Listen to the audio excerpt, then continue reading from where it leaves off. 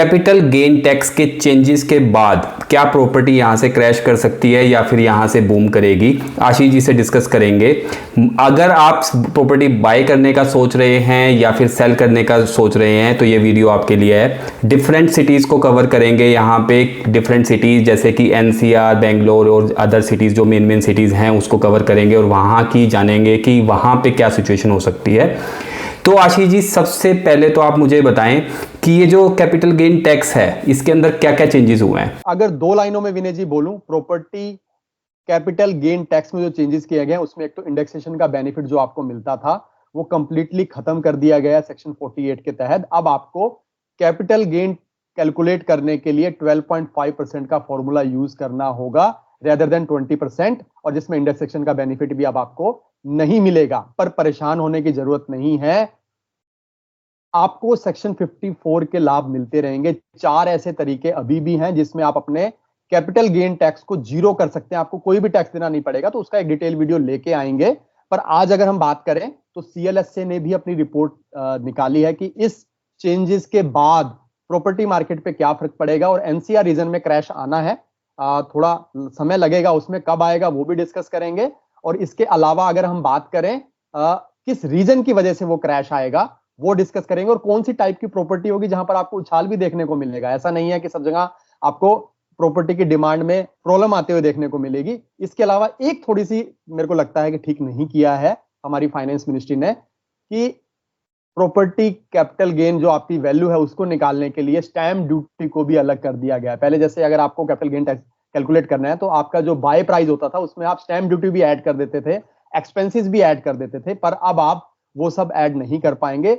जिस प्राइस पे आप अपनी प्रॉपर्टी बेचेंगे, जो स्टैम्प ड्यूटी वैल्यू है जो कि स्टैम्प पेपर में आपकी लिखी होगी वहां से, और जिस स्टैम्प ड्यूटी के टाइम पे आपने खरीदी थी जो वैल्यू है उसके डिफरेंस सिंपल कर दिया है, उसको नाम दिया है फाइनेंस मिनिस्टर ने कि हमने अब इस कैलकुलेशन को सिंपल किया है कि जिस प्राइस पे आपने खरीदी, जिस प्राइस पे बेची, उसका डिफरेंस करो और उस पे आप 12.5% के हिसाब से अपना कैलकुलेशन करो कैपिटल गेन का। अब आपको ना तो स्टैम्प ड्यूटी का बेनिफिट मिलेगा, ना इंडेक्सेशन का बेनिफिट मिलेगा, और रेट आपका जो है 20% से 12.5 के, ये थोड़ा सा फायदा जरूर है, पर डिपेंडिंग अपॉन क्या फायदा नुकसान होगा वो डिटेल में डिस्कस करेंगे।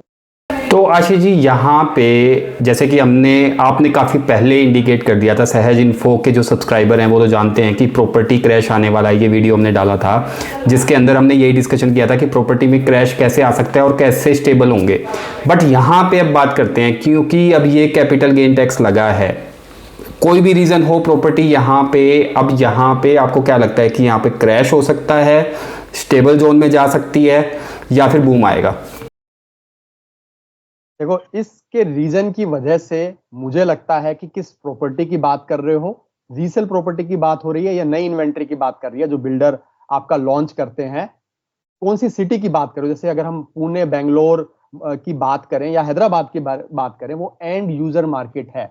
मतलब कि जो लोग हैं अपना वो रहने पर्पज के लिए घर को खरीदते हैं, वहां पर इन्वेस्टमेंट कम होती है, तो वहां पर मुझे लगता है कोई ज्यादा इस रूल की वजह से इंपैक्ट नहीं आएगा। पर हाँ, मुंबई, दिल्ली, एनसीआर की अगर हम बात करें जो कि इन्वेस्टर मार्केट माना जाता है, जहां पर काफी लोग मल्टीपल प्रॉपर्टी में इन्वेस्ट करते हैं, तो वहां पर कुछ ना कुछ आपको इंपैक्ट आते हुए देखने को मिलेगा, पर वो इतनी जल्दी नहीं होगा विनय जी। उसके कुछ डिफरेंट रीजन है जो हम डिस्कस करेंगे, इसीलिए इंपॉर्टेंट है कि कहां प्रॉपर्टी खरीद रहे हैं, दिल्ली एनसीआर में भी किस सेक्शन में आपका क्रैश आएगा, तो ये सारी चीजें इंपॉर्टेंट होगी। इसके अलावा अगर हम बात करें तो ये जो रूल एप्लीकेबल हुए, ये बताना मैं भूल गया था, 2001 के बाद की जो प्रॉपर्टी होंगी उस पे आपका 12.5% का कैपिटल गेन टैक्स लगेगा और इंडेक्सेशन का बेनिफिट नहीं मिलेगा। पर अगर आपने प्रॉपर्टी 2001 से पहले परचेज की है तो 2001 तक आप इंडेक्सेशन वैल्यू अपनी यूज कर सकते हैं, ये आपको बेनिफिट अभी भी मिलता रहेगा। बट रीसेल प्रॉपर्टी में एक मेजर इंपैक्ट इस रूल की वजह से आते हुए देखने को मिलेगा। तो आशीष जी, अब यहाँ पे बात करते हैं कि एक दिमाग में एक साइकोलॉजिकल की बात करें या ह्यूमन साइकोलॉजी की बात करें, तो कैपिटल गेन टैक्स के बाद तो ये यहाँ पे प्रॉपर्टी स्टेबल हो जाएगी, लोग बेचेंगे नहीं, सप्लाई बढ़ेगी यहाँ पे, या फिर लोग होल्ड कर लेंगे, तो क्या होगा यहाँ पे? देखो विनय जी, बिल्कुल सही क्वेश्चन पूछा आपने। ऐसा ही होगा जैसा आप सोच रहे हैं कि लोग अपना रीसेल की जो प्रॉपर्टी, पुरानी प्रॉपर्टी है, उसको होल्ड करेंगे।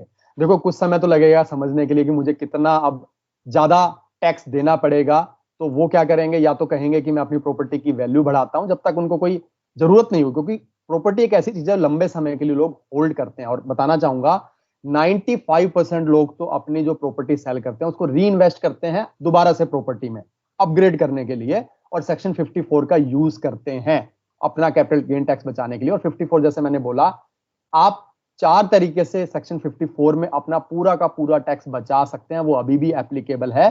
तो 95% अगर मैं प्रोबेबिलिटी की बात करूं तो प्रॉपर्टी इस रूल की वजह से अभी के लिए प्रॉपर्टी प्राइस में कोई चेंजेस नहीं आएंगे। इनफैक्ट थोड़ा सा ऊपर जा सकते हैं प्राइस। क्यों जा सकते हैं?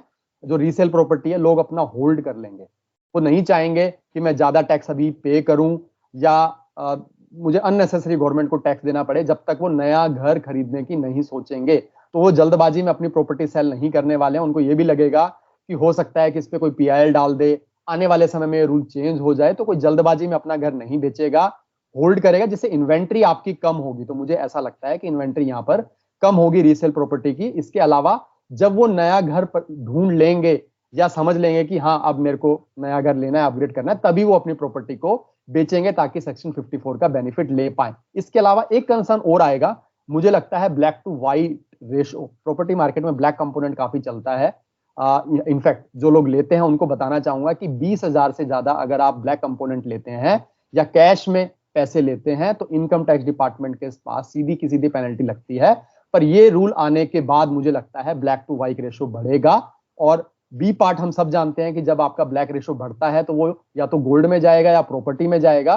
तो प्रॉपर्टी में फिर से डिमांड क्रिएट होगी। जो भी लोग इसको बेचेंगे वो अपने ब्लैक को एडजस्ट करने की ट्राई करेंगे, तो वो डिमांड जनरेट करेगा रीसेल प्रॉपर्टी की या नई प्रॉपर्टी की। इसके अलावा होल्डिंग कैपेसिटी की वजह से सप्लाई थोड़ी कम हो सकती है। तो मुझे लगता है कि टेम्परेरली इस long term capital gain tax के चेंजेस की वजह से थोड़े से प्रॉपर्टी प्राइस आपके बढ़ सकते हैं रेदर देन गिरने, पर लंबे समय में प्राइस गिरेंगे। उसके एक डिफरेंट रीजन भी है। तो आशीष जी, यहाँ पे जो रेटिंग एजेंसी है CLSA, उन्होंने अपनी एक रिपोर्ट निकाली है जो रिपोर्ट क्या कहती है। और दूसरा क्वेश्चन ये है कि अगर प्रॉपर्टी मार्केट में क्रैश आता है तो कब तक आ सकता है और किस रीजन की वजह से आ सकता है? देखो, सीएलएसए ने ये भी बताया है कि किनको फायदा होगा ये रूल आने के बाद। देखो, अगर आपने 10 साल से ज्यादा अपनी प्रॉपर्टी को होल्ड किया है और 10% सीएजीआर के आपके पास रिटर्न आया है तो ये रूल आपके लिए बेनिफिशियल हो सकता है। पर अगर इससे कम रिटर्न आपका आया है तो आपको नुकसान देखना पड़ सकता है। उनका कहना यह है कि बेंगलोर, हैदराबाद, पुणे में कोई ज्यादा इंपैक्ट देखने को नहीं मिलेगा। पर हाँ, दिल्ली एनसीआर में इस रूल की वजह से आपको 1 से 1.5 साल में इंपैक्ट आते हुए देखने को मिलेगा, क्योंकि वो एक इन्वेस्टर मार्केट है। सीएलएसए ने ऐसा बोला है। इसके अलावा जो प्रॉपर्टी 10 करोड़ से ऊपर है उस पर कोई इंपैक्ट नहीं होगा, क्योंकि वहां पर कैपिटल गेन टैक्स बचाने क्योंकि ज्यादा आपके पास प्रोविजन नहीं होते हैं। तो लंबे टिकट साइज है, वहां पर कोई इंपैक्ट नहीं है। और मुझे भी लगता है कि रीसेल मार्केट में या जिनके पास होल्डिंग कैपेसिटी है वो सप्लाई थोड़ी कम होगी, और सीएलएसए ने भी ऐसे ही इंडिकेशन दी है। तो आशीष जी, अब यहाँ पे बात करते हैं कि आपने दिल्ली एनसीआर रीजन की बात करी कि वहां पे क्रैश देखने को मिल सकता है। तो इसके पीछे क्या रीजन हो सकता है कि वहां पे क्रैश क्यों मिलेगा? देखो, इमीडिएटली तो कोई चेंज नहीं आने वाला है एनसीआर रीजन में भी। पर हाँ, एंड ऑफ 2025, मिड 2026 में या 2026 के साल में आपको यहाँ पर प्रॉपर्टी प्राइजेस करेक्ट होते हुए देखने को मिलेंगे या थोड़े स्टेबल जोन में जाते हुए देखने को मिलेंगे। इसके पीछे 4 से 5 रीजन है, और ये करेक्शन मुझे लगता है फ्लैट्स में ज्यादा आएगा, अपार्टमेंट्स में ज्यादा आएगा एज कंपेयर टू प्लॉट्स की अगर हम बात करें। रीजन है कि अभी हाल ही में हरियाणा गवर्नमेंट ने 4 फ्लोर बनाने की परमिशन दी है प्लॉट के ऊपर। कुछ उन्होंने कंडीशंस रखी हैं, पर जो कि एक 1.5 साल के आसपास, 1 से 1.5 साल के आसपास उन्होंने ब्लॉक किया था और प्रॉपर्टी ट्रांजेक्शन्स प्लॉट की रुक गई थी, वो अभी फिर से जनरेट होती हुई देखने को मिलेंगी। तो प्लॉट्स के रेट्स तो मुझे लगता है कि यहाँ से अभी इंक्रीज होंगे।